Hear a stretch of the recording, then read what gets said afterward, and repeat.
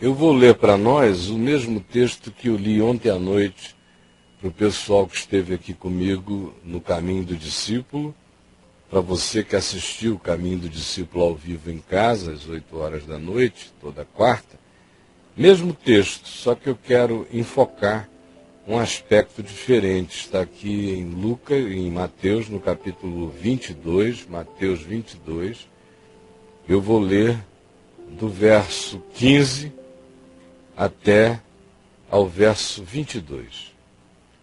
Então, retirando-se os fariseus, consultaram entre si em como surpreenderiam Jesus em alguma palavra, para o apanharem, o prenderem. É a vontade já expressa diversas vezes pelos sacerdotes anciãos do templo e a casta religiosa de Israel nas suas diversas seitas. E diz o verso 16, e enviaram-lhe discípulos dos fariseus. O texto de Lucas diz que foram pessoas que eles contrataram, subornaram, para irem levar uma palavra lisonjeira, uma palavra de um elogio ardiloso, para ver se Jesus se impressionaria e se entregaria. A perspectiva deles é de que Jesus não resistiria à vaidade de tão grandes elogios e acabaria soltando uma impropriedade pela qual eles o apanhariam no laço. Então enviaram-lhe discípulos juntamente com os herodianos, que era o pessoal ligado ao rei Herodes, que era uma rainha da Inglaterra ali, sem poder algum, tinha seu palácio, tinha lá sua corte, tinha alguns privilégios, mas poder político nulo. E esse pessoal desejava que Herodes fosse fortalecido e era também um pessoal especialista em adulação, em bajulação, em golpe.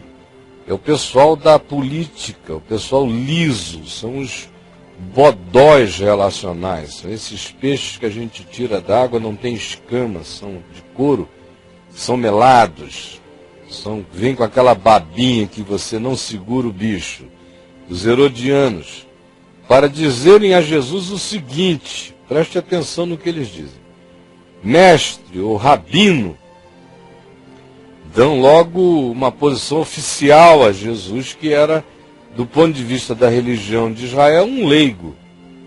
Não foi a seminário nenhum, a escola rabínica nenhuma, não se titulou em nada, mas eles de repente resolvem dar essa titularidade elogiosa, fazer dele aqui um doutor honoris causa em teologia, dar a ele esse título honorário, fazer dele esse rabino com reconhecimento daqueles que oficialmente possuíam tal titularidade e que o chamam assim, reconhecendo de certa forma que havia algo superior nele, maior do que o que as escolas ensinavam.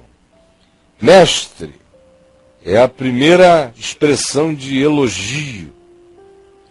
Sabemos é a segunda, é uma convicção, que és verdadeiro.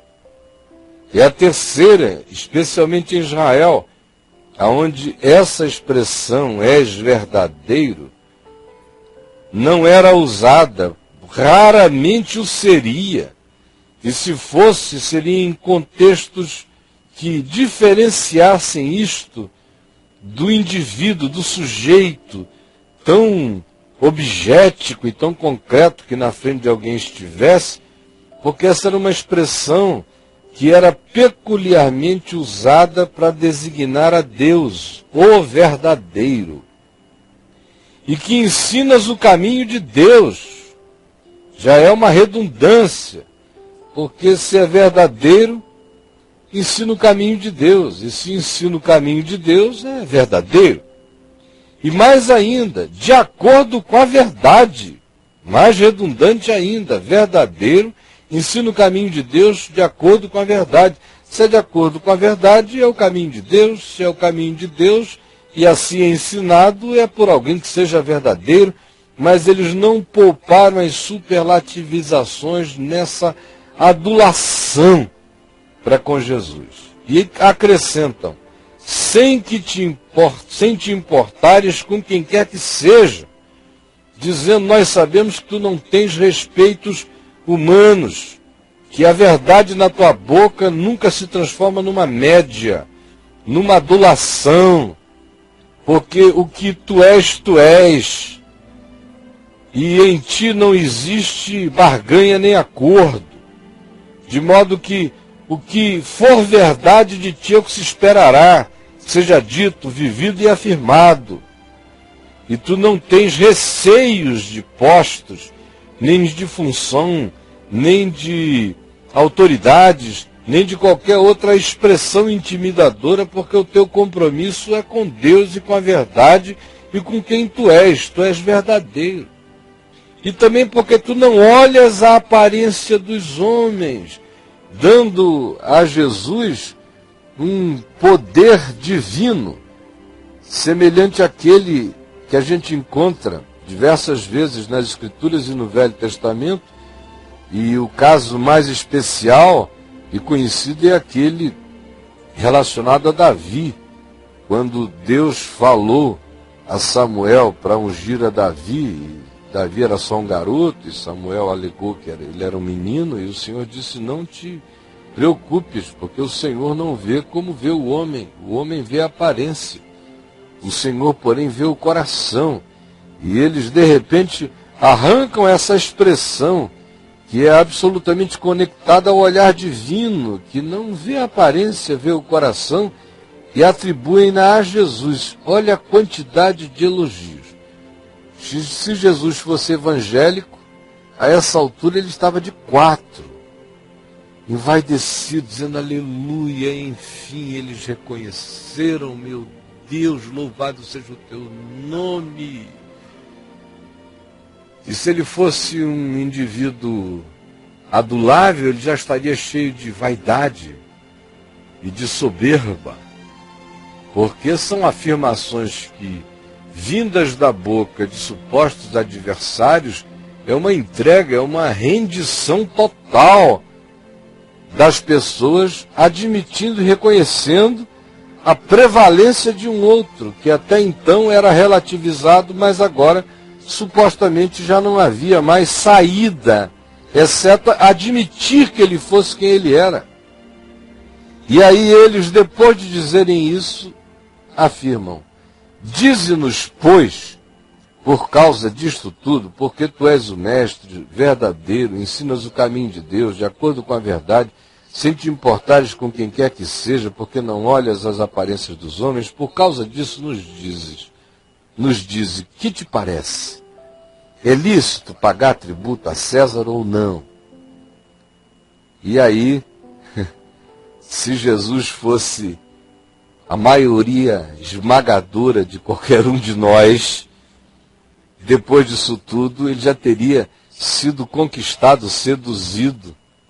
O coração dele já iria dizer, meu Deus, muito obrigado, eu ganhei essa moçada, eu vou dizer o que eu penso. Vou dizer tudo o que eu penso sobre César. Tudo o que eu penso sobre o amor absoluto a Deus. E aí, Jesus, verso 18 de Jesus, porém, tem uma adversativa contra o elogio, conhecendo-lhes a malícia, a malandragem, o ardil, o golpe, respondeu, por que me experimentais, hipócritas, mascarados? Vocês estão pensando que eu sou um desses carinhas por aí que fica impressionado com elogios e perde o bom senso, o discernimento, a sensatez, a luz, a percepção? mostrai-me a moeda do tributo. E eles mostraram. Jesus pegou o denário que lhe deram. E aí lhes perguntou de quem é esta efígie, essa marca, essa face aqui na moeda, e a inscrição latina na moeda. Responderam eles, de César, de Tibério, imperador. Então lhes disse Jesus, dai a César o que é de César. César gosta de dinheiro, dinheiro para César. E dai a Deus o que é de Deus, ou seja, tudo. César que fique com aquilo que César imprime. E a Deus o que Deus criou, todo o coração, toda a devoção, todo o amor, toda a entrega. Ouvindo isto, se admiraram e deixando, foram-se. É interessante como Jesus não é apenas tentado nos evangelhos por dúvidas como as que o diabo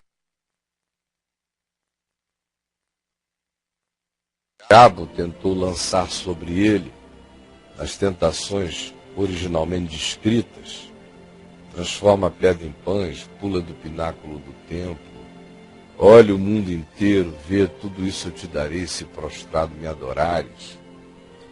Não é tentado apenas pelo sofrimento, Pai, se possível, passa de mim este cálice.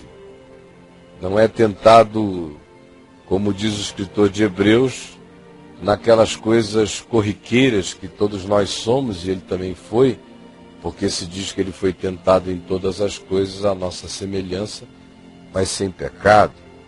Não é tentado apenas pela adversidade, pela oposição, que faria qualquer ser humano desistir. Não é tentado apenas pela oferta que a ele é feita, como a gente lê em João, no capítulo 12, quando se diz que os gregos vieram até Jesus, fazendo-lhe uma oferta que o Evangelho de João não narra, mas narrativas paralelas nos dão conta de que era um convite do rei de Edessa, na Ásia Menor, convidando Jesus para mudar-se para lá, por ser alguém de vislumbre político, o rei de Edessa, e ter sabido de Jesus e verificado que uma pessoa com aquela sabedoria, com aquela postura, com aquelas atitudes, num ambiente fanático, religiosamente xiita, como aquele de Israel dos seus dias, e sendo também Israel um barril de pólvora política nos dias de Jesus, fosse de um lado, fosse de outro, não lhe faltariam inimigos para lhe tentarem tirar a vida, de modo que, se lhe é proposto que se mude para Edessa, onde o rei lhe daria uma cátedra de sabedoria para o mundo inteiro, com a garantia de que ele não seria perturbado. E teria sido essa a razão pela qual Jesus expressou um suspiro como quem enfrenta uma tentação, quando ele diz: Pai, glorifica o teu nome na minha vida. E diz aos seus discípulos: por que que eu iria fugir deste dia e desta hora, do que me está proposto, se eu nasci para este dia, para esta hora e para estas coisas que aqui estão diante de mim? Pai, glorifica o teu nome. E a seguir ele disse: se o grão de trigo caindo na terra não morrer, fica ele só. Mas se ele morrer, ele produz muito fruto. Quando você lê aquele texto de João 12, tendo essa informação de contexto, o texto fica assim de uma limpidez e de uma lógica extraordinária em tudo que Jesus disse, afirmando que ele não estava buscando longevidade, ele estava aqui, era para patrocinar a vida eterna. E o caminho era o da morte, porque antes importava que o Cristo padecesse, para que então depois entrasse na sua glória. Mas Jesus não foi apenas tentado por essas e milhões de outras coisas. Ele também foi tentado por elogios. E é interessante como Jesus lida com os elogios. Aqui você viu explicitamente um dos elogios mais elaborados que se podia trazer. Aquele tipo de elogio que um partido político inteligente fica um fim de semana montando para ver se no laço pega alguma coisa de um presidente da República. E, em geral, na segunda-feira a gente vê no Jornal Nacional que eles alcançam. Porque o presidente ou a presidenta ficaram lisonjeados, eles arrancam o que eles querem quando eles chegam assim. Imagina se chegassem para Dilma, ou para o Lula, ou para o Barack Obama, uma representação poderosa, um corpo diplomático de extrema representatividade, dizendo, olha, você é o cara, você é verdadeiro, você anda no caminho da justiça e não se verga, você não se importa com as interpretações, e você, de fato, não olha segundo a aparência, a gente sabe da sua humanidade visceral. E nós sabemos também que tu não tens compromisso apenas com coisas grandes, mas que tu te condóis da condição humana. E o Obama, dependendo dos representantes, certamente iria dar alguma coisa, porque o coração dele iria dizer, eu não vou frustrar tamanha expectativa em relação a mim. E até soberanos maus, quando são objetos de uma adulação dessa natureza, fazem concessões, porque eles querem ficar com a coroa daquela grandeza que o elogio carrega. O livro de Provérbios diz que o elogio é como um suborno sem dinheiro, é um sequestro de agrados ao coração do indivíduo. E Jesus estava aqui sendo tentado por esse elogio, e vejam como ele respondeu a essa tentação elaborada, ou como quando o jovem rico o chama de bom mestre, sabendo Jesus que o indivíduo estava usando de logorreia construtiva para chamá-lo de bom mestre, e disse, por que me chamas bom? Só há um que é bom, que é Deus. E há outras ocasiões em que os elogios são trazidos a ele, e ele rechaça os elogios. É interessante a gente observar que Jesus só aceita um tipo de coisa que a gente poderia relacionar positivamente ao elogio. E, em geral, essas são realidades que não vêm carregadas de muita verbosidade e que não são construídas para serem um elogio. São uma confissão de fé, de humanidade, de sinceridade, de esperança. Em verdade, a essas ele acolhe, como as duas maiores de todas, verbalmente expressas no Evangelho. A primeira do centurião romano, que queriam que Jesus fosse até a casa dele curar-lhe o servo. E Jesus disse, eu vou. Aí quando Jesus se dispôs, aí o centurião veio a ele e disse, não, porque eu não sou digno de que tu entres na minha casa. Não sou digno. De modo algum de que tu entres na minha casa. E também, eu sou um homem que conheço as hierarquias de autoridade. E quando um superior a mim diz uma coisa a mim do tipo, vai e faz isto, eu vou e faço. Eu conheço as hierarquias de autoridade.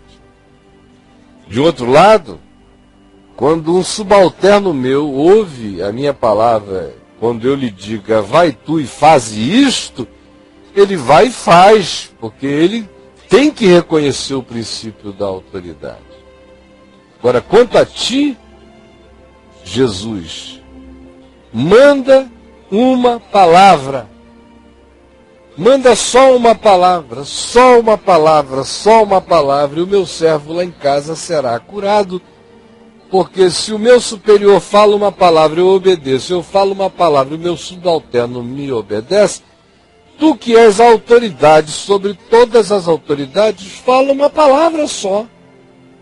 E o meu servo ficará curado, e tu não tens que ir à minha casa, e nem eu sou digno de que tu entres nela. Aí Jesus disse, em verdade eu vos digo que em todo Israel eu jamais encontrei uma fé como esta. O segundo caso, verbal, de um elogio que não era uma adulação, era uma expressão sincera de fé e do coração, e que Jesus acolhe com perplexidade, é aquela da mulher cirofenícia, você lembra? Quando Jesus quis recolher-se nas regiões de Tiro e de Sidom, no Líbano de hoje, fora da fronteira de Israel, para descansar um pouco, por causa das multidões que o assediavam tanto, e deu uma ordem explícita para que ele não fosse incomodado no lugar onde ele entrara para repousar. Mas uma mulher cirofenícia, que ouvira que Jesus estava ali naquela região, extremo norte, acima de Israel, já no sul do Líbano, foi até o lugar onde Jesus estava e bateu na porta, incomodou, gritou do lado de fora, passou pelos apóstolos, chegou na porta do aposento, dizendo, Senhor, socorre-me, socorre-me, tem misericórdia de mim, porque a minha filhinha está horrivelmente endemoninhada. Aí Jesus, que queria ocultar-se, não conseguiu. Abriu a porta, ainda teve um diálogo com a mulher, e disse, olha, eu não fui enviado, senão as ovelhas perdidas da casa de Israel. E não é bom tomar o pão dos filhos e lançá-lo aos cachorrinhos. Aí a mulher responde a ele, Senhor, mas eu sei também, pela prática da vida, e aquilo ali que Jesus dissera, não é bom tomar o pão dos filhos e lançá-lo aos cachorrinhos, era um ditado popular. E a mulher respondeu com outro ditado popular. Eu também sei que os cachorrinhos debaixo da mesa comem das migalhas das crianças. Só quero uma migalhinha da tua graça e a minha filha vai ficar curada. Aí Jesus disse, mulher, grande é a tua fé. Vai e seja feito contigo conforme tu queres.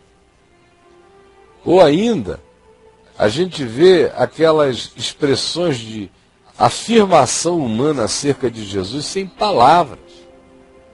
Como aquela mulher do fluxo hemorrágico que dissera no seu coração, se eu ao menos lhe tocar na orla das vestes, eu serei curado, e se mete no meio da multidão que o aperta, que o comprime, que o toca, que o apalpa, e vai por detrás e puxa na beiradinha da veste. Jesus para e diz, quem me tocou? E Pedro diz, todo mundo. Jesus diz, não, está todo mundo pegando um fetiche que vai passando. Agora alguém me tocou diferente, porque eu senti que de mim saiu poder. Quem foi que me tocou? Lá a mulher se apresenta trêmula e cônscia do que nela se operara, porque o seu fluxo de 12 anos de hemorragia menstrual incessante parara imediatamente, e prostra-se diante dele e o adora, e Jesus pega a mulher, levanta e diz, mulher, a tua fé te salvou, vai-te em paz. Ou aquele elogio de Pedro, quando todos abandonaram a Jesus, depois que Jesus disse que quem não comesse a sua carne, não bebesse o seu sangue, não poderia ter parte com ele, e a maioria dos discípulos foram embora e ficaram uns poucos, só os apóstolos e uma meia dúzia de gatos pingados, e Jesus ainda virou-se para os apóstolos e lhes disse, quereis vós também retirar-vos? Ao que Pedro lhe respondeu, Senhor, para quem iremos nós? Só tu tens as palavras da vida eterna. E Jesus acolheu.